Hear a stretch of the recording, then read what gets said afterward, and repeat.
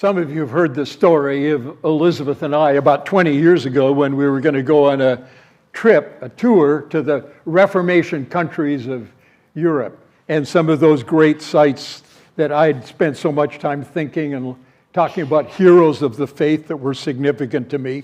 And so we set off, and the first place we were going to land was in the Czech Republic.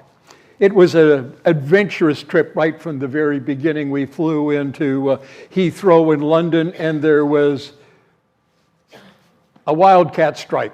Everything was tied up. Lines were everywhere. Finally finagled a way to get onto a plane to France, and spent the night sleeping in the airport there with a couple of others. Managed to get another flight into Prague the next morning. Finally landed, got there, relieved that we were there, and with great anticipation walked up to the immigration desk that let us in. Elizabeth stepped up first and handed in her passport and whatever else was required, and the man looked at it for a minute and said, "No good, entry denied." What? I walked up then. Obviously, there was a mistake here. "No good, entry denied. Canada, need visa for Czech Republic." Nobody told us. No matter. Visa denied, or entry denied. Well, they finally sent us over to another person who, he had the kind of courtesy that was probably trained in him when he learned that the Soviet Union still ran the Czech Republic. So we walked up, handed our documents, and we said, "We're on a tour. We're only going to be here for a couple of days." "No matter. Visa denied." "But we're on a tour." "No matter. Visa denied." And after about 4 or 5 visas, "What are we supposed to do?" "Don't care. Visa denied. Go find flight somewhere." And we walked back in thinking of Tom Hanks in the movie, the Terminal, that we were going to be there, because I asked, "Can I go out and buy a ticket or do something?" And the word came, "No, you can't go out there." But finally they relented and allowed me to go out under escort. Elizabeth was not allowed to leave. And we went out, managed to get a ticket. The tour people came up, and we flew into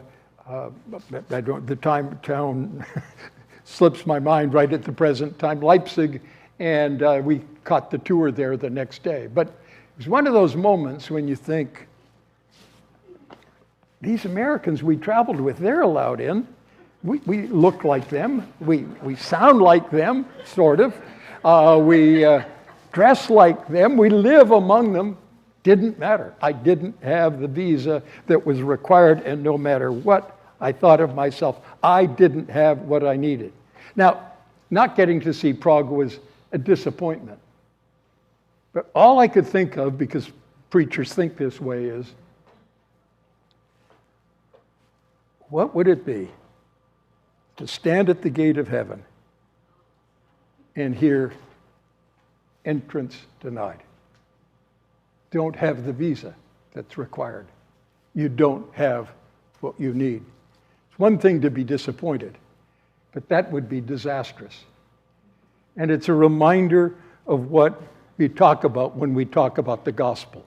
We're not talking about trivial things. We're talking about central things. And the passage this morning opens a door to understanding what is required. What do I do? What do I have to have so I can enter into God's presence? And so let's turn to Genesis chapter 15. It's been called a monumental chapter in the Bible. We're going to take 2 Sundays to walk our way through this part of the story of Abraham. But the passage we're going to look at this morning has been called the passage that lit the fires of the Reformation for Martin Luther and for all of those who are around and still resonate deeply. So, Genesis chapter 15 and verse 1. By the way, I should say, for those of you who are joining us, we're walking our way through the life story of Abraham at this particular point. And so we read, after these things, the word of Yahweh, the Lord, came to Abram in a vision. Fear not, Abram, I am your shield. Your reward shall be very great. But Abram said, Oh, Yahweh God, what will you give me? I continue childless. The heir of my house is Eliezer of Damascus. And Abram said, Behold, you've given me no offspring, and a member of my household will be my heir.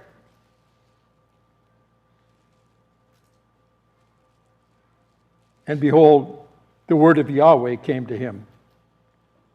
Man shall not be your heir. Your very own son, actually the son from your own body, shall be your heir. And he brought him out aside and said, Look toward the heavens, number the stars, if you are able to number them, And he said to him, So shall your offspring be. And he believed Yahweh, and he counted it to him as righteousness. In the Hebrew language, 6 words, but the power of them is one of the central truths of the New Testament. Abraham is uniquely linked to God. In Isaiah, God calls him my friend. And he's called the friend of God in a couple of other places. It's a unique relationship that God had with Abraham.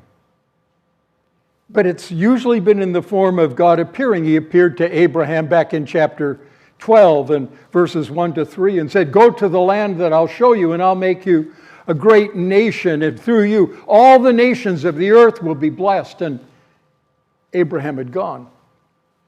Left everything he knew in Ur of the Chaldees, made his way to Haran, and then down into what we know as Israel, the promised land, promised by God.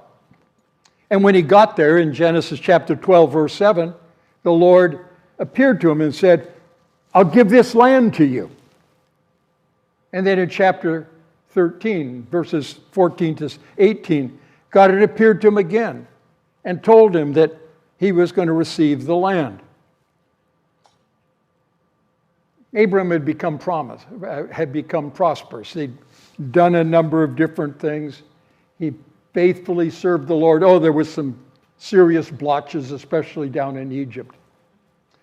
But chapter 14 is a highlight in his life. His nephew, Lot, has been captured by an invasion of 4 major armies from the east. They overwhelmed the various kings of that particular area in the Jordan Valley and between Jordan and Israel today. And they'd taken Lot and they'd taken him as hostage away, heading back all the way to Mesopotamia. And when Abraham heard, he immediately gathered his men, got his local allies, and took off after them, 120 miles chasing them, until finally, in a night attack, a surprise attack by night, he rescued his nephew and defeated those kings and took back the bounty. And he comes back in chapter 13 as a conquering hero. A mysterious priest, Melchizedek by name, from the town of Salem, comes out and blesses him in the name of God Most High, possessor of heaven and earth. And the king of Sodom comes to him almost saying, Come, let's make a deal. And Abram says, I won't have anything to do with you. I follow God Most High, possessor of heaven and earth. So it's kind of strange to hear verse 1. After these things, God appears to him in a vision and says, don't be afraid. You wouldn't think that fear would be an issue for Abram, but when God says that, and he says it often, perhaps 60 times in the Bible, we have God saying to somebody, Don't be afraid. But Abram's just won a great victory. Something, well, maybe he was afraid that those kings were going to come back and take refuge. Maybe he was thinking that he just made a dumb financial deal by turning around the bounty he could have had. There's no indication in the text. But God's writing something deeper in his heart. Despite all that has happened and all that God has done, Abram is wrestling with doubt, of discouragement, of wondering how this was all going to work out. Don't be afraid, Abram. I am your shield. That's a defensive weapon, obviously, to block arrows, to block fiery darts, to block a sword, to block stones or whatever they throw. It's the combat vest that police and soldiers put on when they go into different places. It's the security system. It's God saying, I'm there to bounce off anything that's dangerous, anything that endangers you. I'm your shield. It's a term that God uses to describe or is used for God in several places in the Old Testament. Listen to Psalm 28. The Lord is my strength and my shield. In him my heart trusts, and I am helped. My heart exults, and with my song I give thanks to him. The Lord is the strength of his people. He's the saving refuge of his anointed. Fear not, I am with you. Don't be afraid. I will help you. I'll strengthen you, help you, uphold you with my righteous right hand. We sang that when we sang how firm a foundation. Don't be afraid. I'm your shield. And I'm your very great reward. I'm not entirely sure what that says. Some versions read it, I'm your very great reward. Others read, and you will have a very great reward. Perhaps it's both together. Yahweh himself, God himself, is the reward of Abram. He's the one on whom he can depend. But he's also going to reward him. The writer of Hebrews says he looked for a city whose builder and maker is God. But Abram responds in a most striking way. What are you going to give me since I don't have a son? There's two things that are bothering Abram. The second one we're going to see in verses 7 and 8. Listen to him in verses 7 and 8. He says to the Lord in that context, I'm the Lord I'm the Lord who brought you out of the Ur of the Chaldeans to give you this land to possess. And he said, oh Lord God, how do I know I'm going to possess it? It's been 10 years. 10 years since you told me that back in Ur. I've oriented my whole life. You promised me two main things. A son who would give me offspring and a land in which I could possess. And here his issue is that second one. That was the big one. The land, that was important. But a son, that's where his passion was. That's where his longing was, to have a son to carry on his name, a son who would be the reason to fulfill his. What are you going to give me? I don't have a son. And Abram's disappointed with God. It's interesting that that's not uncommon in the Bible, of God's men being disappointed with him. Turn to Moses and you read through the life of Moses and all the ups and downs and his courage and bravery and leading the people out of the land. And then you come to Numbers 11 and all of a sudden he's arguing with God. Just stop this. Kill me now. I can't take these people anymore. And you're not doing anything to deal with it. Or you think of David. Think of all the lament psalms in the Psalms. David pouring out his heart to the Lord despite all that God has done. Or think most of all of Elijah. Elijah's been on Mount Carmel and see God set that sacrifice on fire and deal with the pagan priests, look right in the eye of Ahab and have no fear whatsoever. But then he hears a rumor that Queen Jezebel's after him, and he runs for his life, fearful. Or you think of Paul. Paul, the great, courageous hero, but in 2 Corinthians he talks about how God who comforts the depressed comforted us by the coming of Titus. John Bunyan talked about it as the slough of despond, that place when everything goes wrong.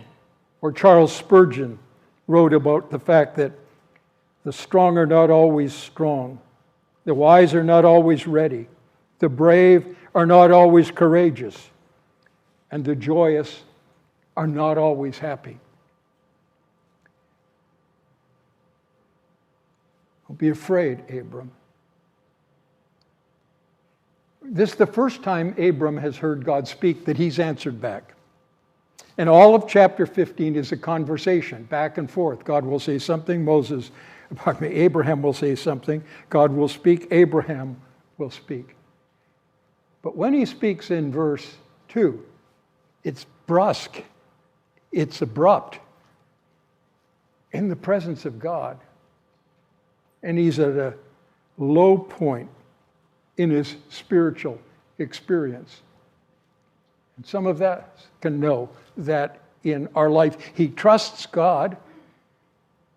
He could say, I've raised my hand to Yahweh, Most High God, possessor of heaven and earth, at the end of chapter 14. And where's my son? I didn't come all this way from Ur so that Eliezer, my chief servant, would get all my inheritance and all my possessions. I want my son. And God speaks without a rebuke, without a judgment, without any, as my father had the reason to say to me, don't talk to me like that.